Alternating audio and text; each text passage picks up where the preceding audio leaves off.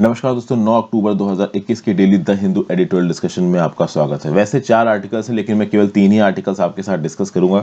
एक आर्टिकल यहाँ पे है आपके सामने, reflections on the quasi federal democracy. अब बड़ा ही यहाँ पे साइकोलॉजिकल टाइप से चीज़ों को समझा रखा है, पॉलिटिकल मैनेजमेंट के बारे में। कोई प्रॉपर स्टैटिस्टिक नहीं है। इनफैक्ट यहाँ पे एग्जाम्स लाइक कोई पॉइंट नजर नहीं आया।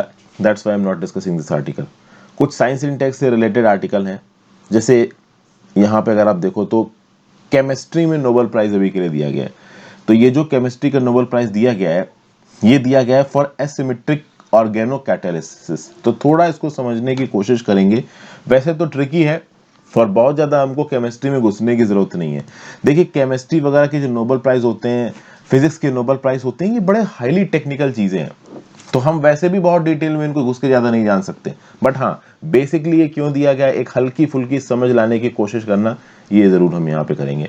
फिर श्रीनगर में जो सिविलियंस की किलिंग हुई है, क्यों हुई है? तो जिन मुस्लिम्स को मारा गया है उनको ट्रेटर्स बोला जा रहा था, और जिन हिंदूज को मारा गया है, हिंदूज तो वैसे भी इनफाइडल हो जाते हैं ऐसे केसेस में जब एक्सट्रीमिस्ट इस्लामिज्म की बात आती है। और ये तो ट्रांसनेशनल एक्सट्रीमिस्ट इस्लामिज्म है। मतलब यहाँ पे ये जो माइनॉरिटी को किलिंग वाला ट्रेंड उभर रहा है ना, ये पाकिस्तान स्पॉन्सर्ड ट्रेंड है। तो इस कंटेक्स्ट में यहाँ पे एक आर्टिकल दिया हुआ है, इस आर्टिकल को डिस्कस करेंगे। और फिर इंडियन मेडिकल एजुकेशन में यहाँ पे बात की जा रही है कम्युनिटी मेडिसिन और पब्लिक हेल्थ की।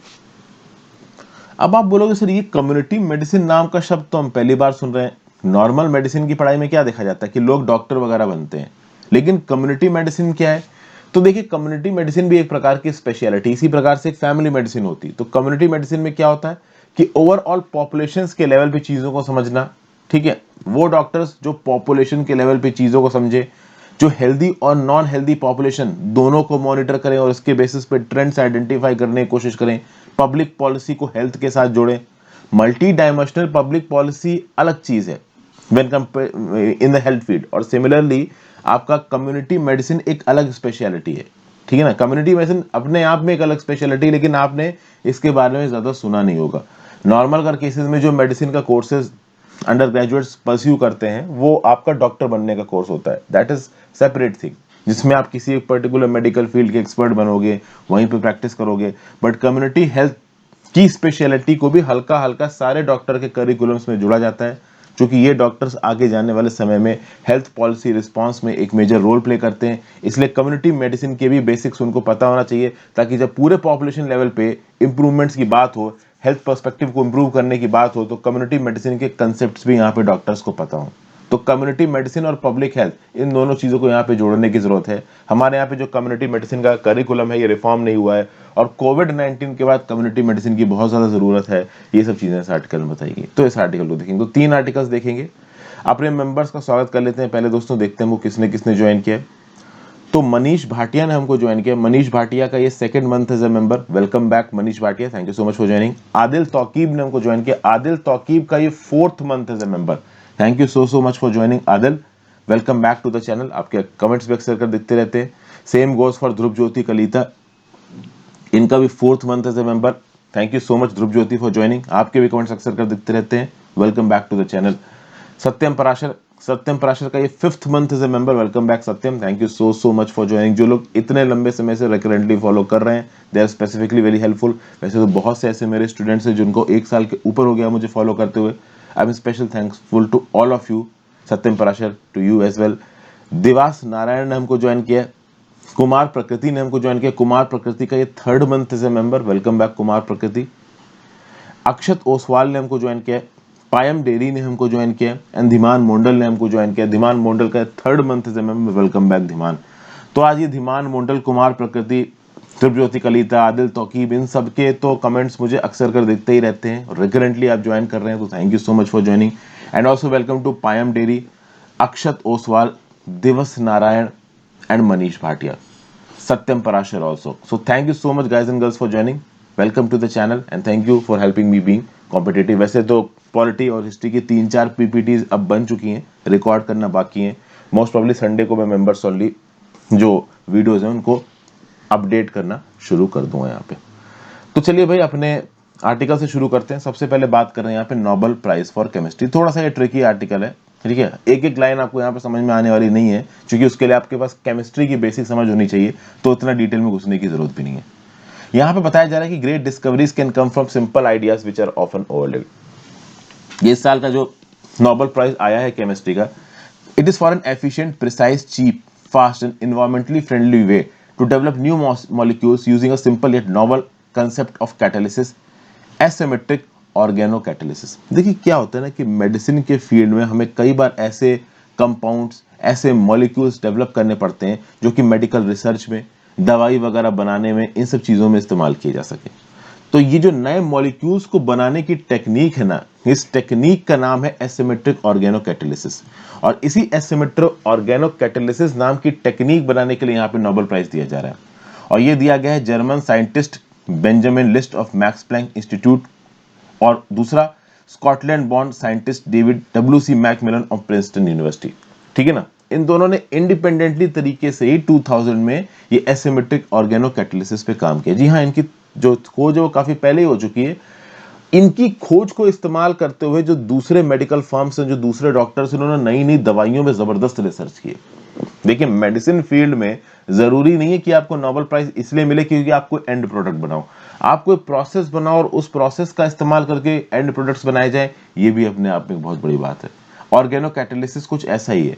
केमिस्ट्री में organo catalysis, asymmetry organo catalysis के प्रोसेस को इस्तेमाल करके नए नए ड्रग्स बनाए जा सकते हैं। तो देखिए क्या लिखा हुआ है, they came up with a truly elegant tool for making molecules simpler than one could ever imagine. मतलब मॉलिक्यूल्स को बनाने का एक बिल्कुल एलिगेंट टूल इन्होंने यहाँ पे डिवाइस किया है। फिर since then the process they evolved has led to a gold rush in the catalysis field. The multitudes of new organocatalysis developed has helped drive a variety of chemical reactions in turn accelerating pharmaceutical drug research. तो जिस technology को यहाँ पे इन दो लोगों ने इजाद की, जिनको नोबेल प्राइज मिला है केमिस्ट्री में, इनकी टेक्नोलॉजी को इस्तेमाल करके कैटालिसिस के फील्ड में बहुत तेजी से काम हुआ है और नए नए प्रकार के ऑर्गेनो कैटालिस्ट को यहाँ पे डिस्कवर किया गया, जो कि फार्मास्यूटिकल ड्रग रिसर्च में हमारी मदद कर रहे हैं। फिर देखिए क्या लिखा हुआ, The asymmetric organocatalysts have allowed researchers to efficiently produce new molecules with complete certainty of the 3D orientation and handedness. अच्छा, यहाँ पे जो मॉलिक्यूल्स पैदा किए जाते हैं ना, उनमें हैंडेडनेस भी बहुत इंपॉर्टेंट होती है। हैंडेडनेस में बेसिकली दो फॉर्म्स देखे गए, एक राइट हैंडेडनेस, एक लेफ्ट हैंडेडनेस। एक मॉलिक्यूल राइट हैंडेड है या लेफ्ट हैंडेड है, इस बात पे बहुत डिपेंड करेगा कि उसका इफेक्ट क्या निकल के आता है। फॉर एग्जाम्पल अगर आप 1950s और 60s में चले जाओ, तो उस समय में जब प्रेग्नेंट वुमेन को नोजिया की प्रॉब्लम हुआ करती थी तो उनको एक ड्रग दिया जाता था जिसका नाम था थैलिडोमाइड। ठीक है भाई, लेकिन प्रॉब्लम ये थी कि थैलिडोमाइड इन प्रेग्नेंट वुमेन में कभी कभी सीवियर बर्थ डिफेक्ट्स भी कर देता था। जब बाद में इस बात पे एनालिसिस हुई कि भाई ये जो थैलिडोमाइड का साइड इफेक्ट क्यों है वुमेन के अंदर, चूंकि देना भी जरूरी था, वुमेन को नोजिया ट्रीट करता था, तो बाद में पता चला कि जो थैलिडोमाइड है ये एक राइट हैंडेड मॉलिक्यूल है और हाईली टॉक्सिक है। तो ये जो राइट हैंडेडनेस थी इस मॉलिक्यूल की, ऑर्गेनिक कैटालिसिस से इस राइट हैंडेडनेस को न्यूट्रलाइज किया जा सकता है या लेफ्ट हैंडेडनेस में बदला जा सकता है, जिससे कि जो थेरेप्यूटिक इफेक्ट्स है, प्रेग्नेंट वुमेन के अंदर नोजिया भी हट जाए और ओवरऑल प्रेग्नेंट वुमेन के अंदर बर्थ डिफेक्ट्स भी ना लाए ये कंपाउंड। तो ये है आपका ऑर्गेनो कैटालिसिस। ऑर्गेनो कैटालिसिस में किसी एक पर्टिकुलर मॉलिक्यूल का क्या इंपैक्ट होगा टारगेट पेशेंट के अंदर, इसको यहां पे बदला जा सकता है। ठीक है, एक प्रकार का मिरर इमेज पैदा किया जा सकता है मॉलिक्यूल्स का, मॉलिक्यूल्स को कन्वीनियंट तरीके से अमेंड किया जा सकता है अपनी यूजेज के हिसाब से। ओके, अच्छा 2001 में भी 3 साइंटिस्ट ऐसे थे who first developed asymmetric catalyst won the Nobel prize in chemistry.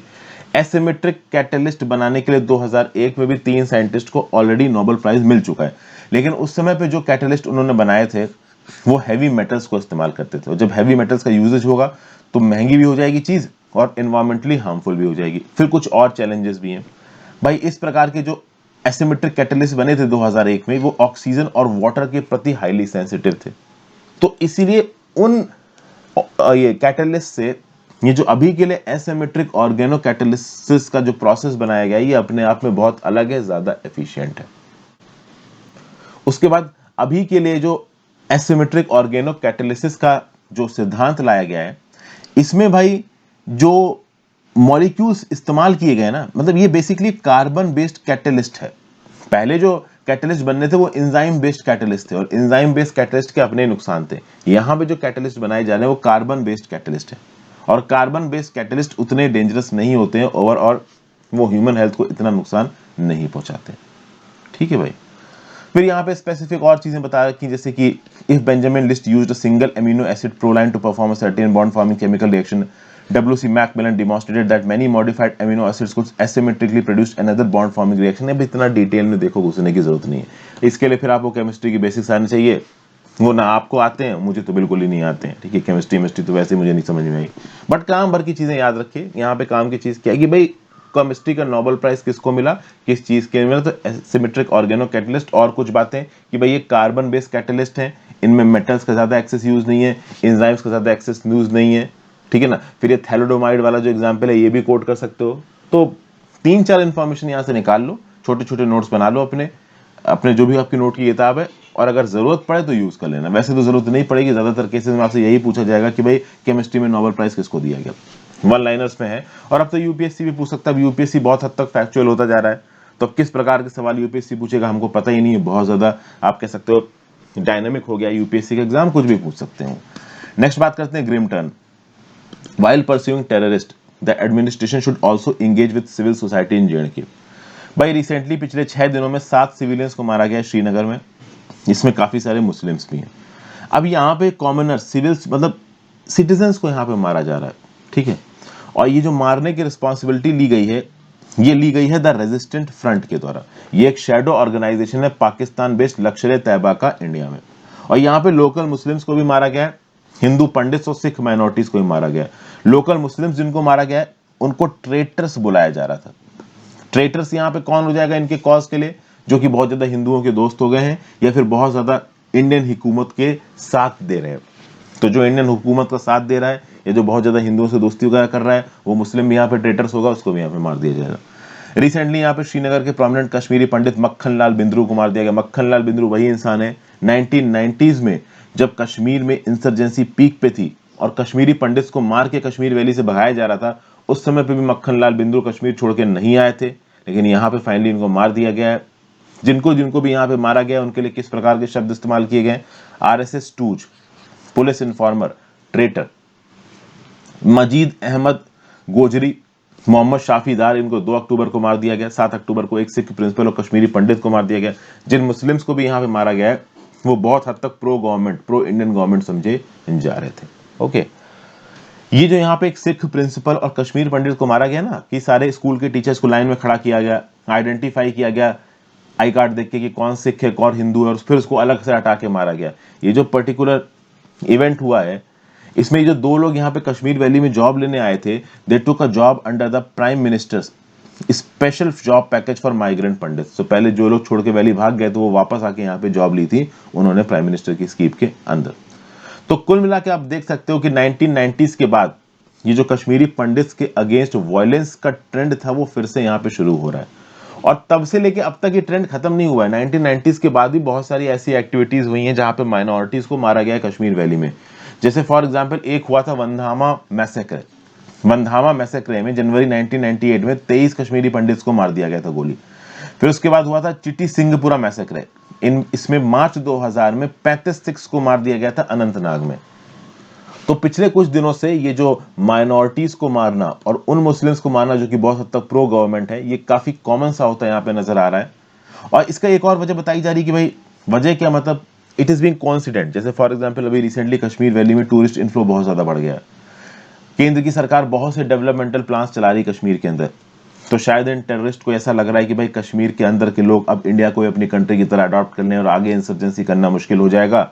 Army के खिलाफ तो ज्यादा कुछ कर नहीं सकते, आर्मी वैसे ही मिशन मोड में यहाँ पे सारे के सारे टेररिस्ट उड़ा रही है, तो इन्होंने हेल्पलेस सिटीजन्स को मारना शुरू कर दिया। Okay, the administration is also encouraging Pandit to return. जी हाँ, जम्मू एंड कश्मीर का एडमिनिस्ट्रेशन जितने भी कश्मीरी पंडित हैं उनसे बोल रहा है कि आप वापस कश्मीर में आके सेटल होइए, जो छोड़ के गए थे वापस आइए, आपके लिए चीजें हम सेफ बनाएंगे। तो कश्मीरी पंडित्स को चीजें सेफ ना दिखें इसीलिए इस प्रकार की एक्टिविटीज की जा रही हैं और सिटीजन्स को यहाँ पे मारा जा रहा है। तो यहाँ पे अच्छा, इससे चीजें शांत होने वाली नहीं है। जैसे कि मैंने एक वीडियो बना के बताया था कि union home minister Amit Shah ने जो इंटेलिजेंस एजेंसीज के चीफ है उनको वहां पे डिप्यूट कर दिया गया। आर्मी ऑफिशियल्स के साथ बात की है डिफेंस मिनिस्ट्री ने, और ओवरऑल यहाँ पे देखिए जो इस प्रकार की वॉयलेंट एक्टिविटीज इनको डेफिनेटली यहाँ पे रोका जाएगा। पिछले कुछ महीनों में हम देख रहे हैं कि जो हमारे मिनिस्टर्स हैं उन्होंने आउटरीच बढ़ाई है कश्मीर के अंदर, कश्मीर के लोगों के साथ बातचीत करना, उनको प्रॉब्लम को समझने की कोशिश करना, वहां पे कॉमनर्स की मदद करना और एक इंडियननेस की फीलिंग लाना। तो भाई जितनी भी गवर्नमेंट बिल्डिंग्स है कश्मीर में, वहां पे नेशनल फ्लैग को अनफल करना जरूरी है, वहां के स्कूल्स पे नेशनल फ्लैग मतलब भारत के झंडे को अनफल करना जरूरी है 15 अगस्त के ऊपर। फिर यहाँ पे जो अपोजिशन की पॉलिटिकल पार्टीज है काफी हद तक उनकी एक्टिविटीज को रोका है सरकार ने। रीजन बीइंग, सरकार का ऐसा बोलना है कि जो अपोजिशन की पॉलिटिकल पार्टीज हैं ये सेग्रीगेशन को लेके आती हैं, जबरदस्ती लोगों के दिमाग में भड़काऊ भाषण देती हैं, जो कि यहाँ पे सही नहीं है। फिर यहाँ पे सरकार ने और कुछ स्ट्रॉन्ग स्टेप्स लिए। कश्मीर के वो लोग जो कि गवर्नमेंट जॉब्स में थे और टेररिस्ट ऑर्गेनाइजेशंस के लिए काम कर रहे थे या फिर अपोजिशन और सेपरेटिस्ट फैक्शंस के लिए काम कर रहे थे, तो ऐसी सेपरेटिस्ट आइडियोलॉजी वाले लोग जो भी सरकारी नौकरी में थे उनको सरकारी नौकरी से तुरंत बाहर निकाला गया है। तो इन सब स्टेप्स के चलते हो सकता है कि यहाँ पे कश्मीर में अभी जो आतंकवादी है इनको समझ में ना आ रहा हो कि क्या करें, आर्मी का तो वैसे ही कुछ नहीं कर सकते, तो उन्होंने सिविलियंस को मारना शुरू कर दिया। इस साल पहली बार ये ट्रेंड देखा गया है कि 22 सिक्योरिटी पर्सनल्स की जाने गई हैं और 28 सिविलियन किलिंग्स हुई हैं। इन 28 सिविलियन किलिंग्स में 21 लोकल मुस्लिम्स थे, 2 नॉन लोकल हिंदू लेबरर्स थे, 4 लोकल हिंदूज थे, 1 सिख था। टोटल 23 पॉलिटिकल वर्कर्स थे जो ज्यादातर बीजेपी पार्टी के थे, इसलिए भी शायद उनको यहाँ पे टारगेट किया गया है। बट इस प्रकार का वायलेंस हम लोग मतलब इस प्रकार के वायलेंस को कभी भी हम लोग एक्सेप्ट नहीं कर सकते और इसके खिलाफ स्ट्रिक्ट एक्शन लेने की जरूरत है। मोस्ट प्रॉब्ली वो यहाँ पे लिया भी जाएगा। चलिए आगे चलते हैं। Infusing public health into Indian medical education. देखिए यहाँ पे क्या बताया जा रहा है। देखिए पब्लिक हेल्थ के कंसेप्ट को इंडियन मेडिकल एजुकेशन में जोड़ने की बात की जा रही है। अभी है क्या कि देखिए जब करिकुलम डॉक्टर्स का पढ़ाया जाता है, डॉक्टर्स को मेडिकल एजुकेशन दी जाती है, तो सिर्फ उनको ये पढ़ा देना, जैसे फॉर एग्जांपल कोई हार्ट का डॉक्टर है या मान लो कोई और बीमारी का डॉक्टर है, कैंसर का डॉक्टर है, तो ऐसे केसेस में उस बीमारी को सॉल्व करने की जो स्किल्स हैं वो तो डॉक्टर यहाँ पे अडाप्ट करेगा ही करेगा, उसके साथ साथ पब्लिक हेल्थ कैलेमिटी को एंगल को खंगालना भी बहुत ज्यादा जरूरी है, क्योंकि यही डॉक्टर्स आगे जाके हेल्थ की पॉलिसी बनाते हैं और पॉलिसी बनाने वाले लोगों को पॉपुलेशन एज अ होल को देखना बहुत ज्यादा जरूरी है। इंडिया में ऑलरेडी 2 कोविड-19 की वेव्स आ चुकी हैं और इंडिया तीसरी कोविड-19 की वेव को देख रहा है। ये जो कोविड-19 है it is an over arching public health calamity, तो यहाँ पे मेडिकल डॉक्टर्स का जो इन्फ्लुएंस है वो बहुत ज्यादा इंपॉर्टेंट हो जाता है। ओके, अब बात यहां पे ये है कि देखिए क्या लिखा हुआ है। If anything both the scope and consequence of medicine in the overall health of the population significantly limited, COVID-19 entails that this fact leaves the libraries and academia and manifests as tangible policy measures that help consolidate public health in the country। मतलब COVID-19 के चलते overall यहाँ पे जितने भी health resources हैं, जितने भी हेल्थ प्रोफेशनल्स हैं, जितनी भी हेल्थ पॉलिसीज हैं, इनके अंदर एक कंसोलिडेशन की फीलिंग लाने की बात की जा रही है। ओवरऑल चीजों को एक कंबाइंड वे में सिंक्रोनाइज करके सामने इंप्लीमेंट करने की बात की जा रही है, जिससे ओवरऑल लोगों की लाइफ को सुधारा जा सके।